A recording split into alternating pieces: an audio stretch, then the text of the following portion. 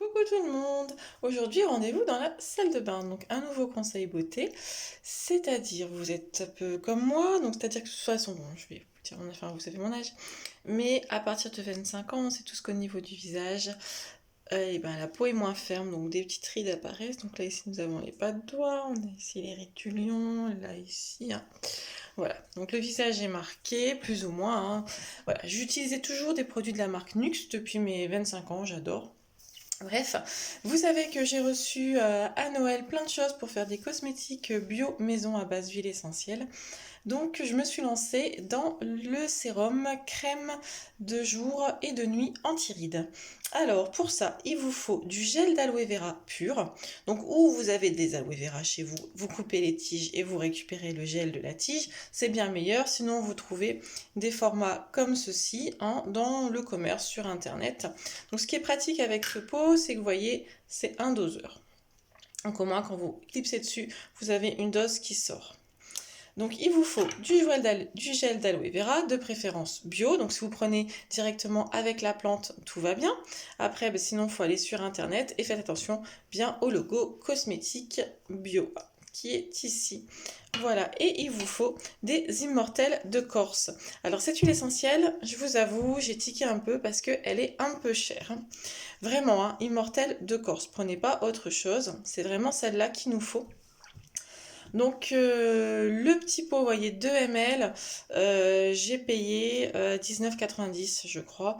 J'ai pas réussi à trouver moins cher, toujours parce que j'ai pris une huile essentielle bio, forcément, et pure aussi, hein, parce que je vous rappelle, dans les huiles essentielles, vous en avez qui ne sont pas pures. Donc il vous faut juste ces deux petits produits, voilà.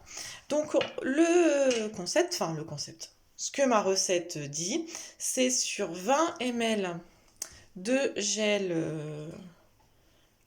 d'aloe vera, on met 2 gouttes d'huile essentielle. Donc j'étais un peu dubitative, j'ai fait, voilà. Et c'est vrai que en fait, quand je l'applique sur mon visage, ça tire comme quand je mets ma crème Nux. Maintenant, j'ai essayé ça depuis le 1er janvier, donc je peux pas vous dire vraiment si ça fonctionne. Faut voir sur du long terme ce que ça donne.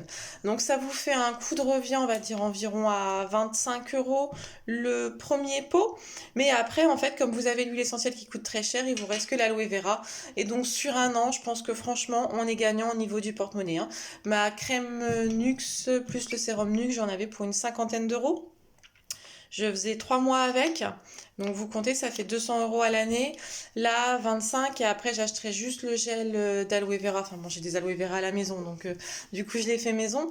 Mais sinon, le pot de gel aloe vera bio, vous le trouvez aux alentours de 5 €. Donc voilà, la première base est plus chère parce que forcément, à moins que vous l'ayez chez vous, il faut cette petite huile essentielle qui est indispensable. Donc voilà, vous mettez vos gouttes, vous le mélangez et par contre, ce produit, vous le conservez au frigo. Donc soit vous le mettez comme moi dans un pot pratique, soit vous le mettez dans un pot de crème, hein, qui vous reste, ce que vous avez à la maison. Vous pouvez même le mettre dans un roll-on, comme ça vous fait vraiment la délimitation du contour des yeux. Ça vous fait vraiment la base de traitement de là où vous voulez agir au niveau de vos rides.